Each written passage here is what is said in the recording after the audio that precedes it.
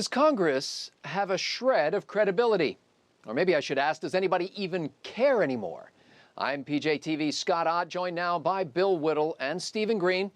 Well, the fiscal cliff agreement raises taxes and spending and does nothing to reform entitlements or to deal with the debt ceiling. Men, we have just received some video showing how Congress served the American people during the past year and a half. This year, I'm really going to kick that football.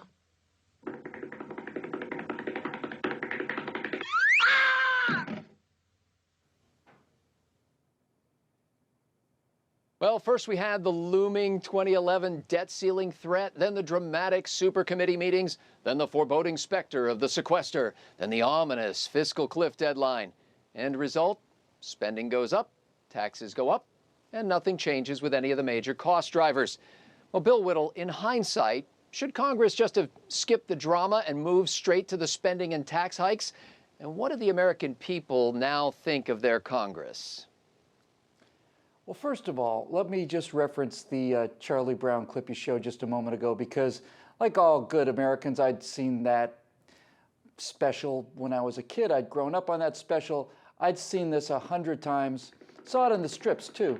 And I haven't seen this clip probably in about 25 years. So let me just start by saying that every single time I watched this as a boy, I just hated Lucy. I just hated her, hated her, hated her. But watching it now, it's Charlie Brown I hate. It really is. It's like, what is the matter with you? What's the matter with you? Why didn't you kick Lucy? She didn't go anywhere. Kick Lucy next time and see if the football stays in place. Why don't you just kick Lucy and see if she holds the football for you next time? This is where I am with this whole debt ceiling, fiscal cliff kind of thing. It's like you can only pull this kabuki play so many times before I absolutely just don't care. There's no longer time to talk about kicking the can down the road. It's now time to talk about kicking these idiots out of office and into the penitentiary. Because this business of running a government for 4 years without a budget now is a violation of their oath of office. It's malfeasance, it's incompetence, and frankly, if you take an oath to the Constitution and the Constitution requires a budget and you don't pass a budget in the Senate for 4 years, that is treason, as far as I'm concerned. So why don't you kick that can for a little while, you miserable, low-life, incompetent scum? Beyond that, I don't care. Well, Stephen Green, those American people that we're talking about seem to have utterly checked out. Is it possible that apathy is the only rational reaction to all of this?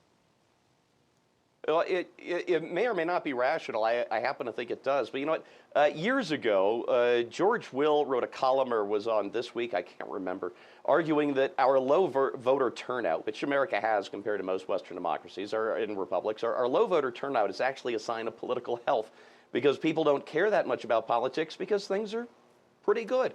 Boom. But what we had this fall for the first time ever is we had a president, a sitting president, browbeat the American public into staying home on election day so he could slice and dice and excite enough of his base to just barely squeak by, and it worked. So if Americans are apathetic, number one, I think it's because, yeah, Congress is doing a lousy job and the GOP has reneged on all of its principles, but it's also because their leadership, their president, got on TV day after day, night after night, and told them not to care because it was all a bunch of crap, and he was going to make sure it stayed that way.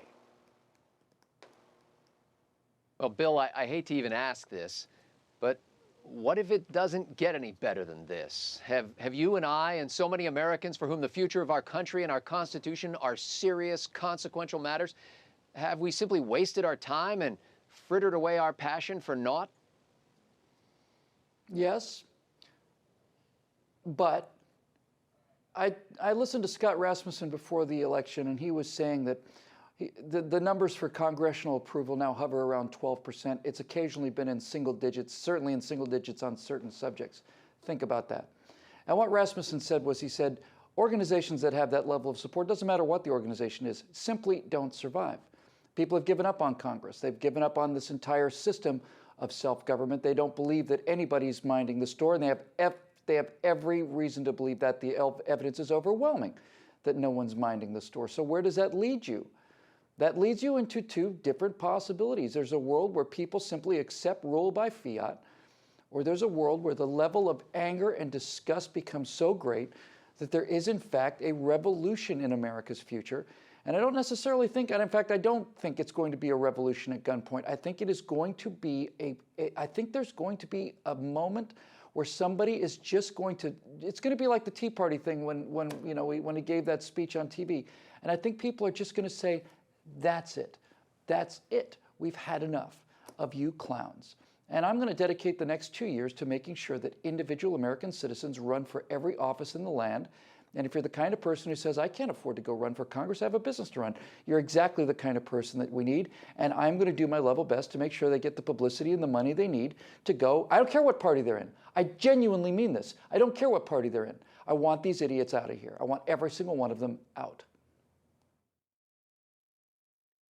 Well, Steve, even if this is all just a game, it seems to me that even Angry Birds and most other games have more integrity than our Congress. I mean, at least Angry Birds obeys its own internal rules. What would Congress have to do to regain the trust of the American people? You know, I was thinking about this when I was looking over your questions earlier, and I thought about some of the reforms that we've hashed out on this show for Congress. They could change the way they do business here. They can make the laws apply to them the same there. But I realize now it's too late for that. It's treating a brain tumor with a Band-Aid. The only way for this Congress to regain any credibility is if it resigns en masse. All 435 of them tender their resignations immediately. Now, I know there are a few good people we would lose along with the bad, but you know what? Even their reputations are sullied just by being involved with this deeply corrupt, do-nothing organization. They've got to go, every single last one of them, and they've got to do it by their own hand. Well, you know, there's something charming about how good old Charlie Brown's hope springs eternal. That lovable blockhead never figures out that Lucy is never going to hold the football long enough for him to kick it. He's so reliable that she can play that trick again and again. Well, my friends, we're being played for suckers. And it's tempting to just throw in the towel and to abandon all hope. I would suggest an alternative that Bill hinted at. Run for local office, school board, township, or county office. Not someday, not someone else. You, now, this year. Log onto your county website right now and find out when petitions must be filed for the next primary. You know, most people watching this show didn't even hear what I just said, but you did, and you know what you have to do. Now do it. I did it, and we've actually been able to cut spending and lower taxes. It can be done. And we need to prove it over and over, thousands of times, in thousands of towns and townships across the nation, starting now, starting with you. Let's go. With Stephen Green, Bill Whittle, and the entire Trifecta crew at PJTV.com, I'm Scott Ott.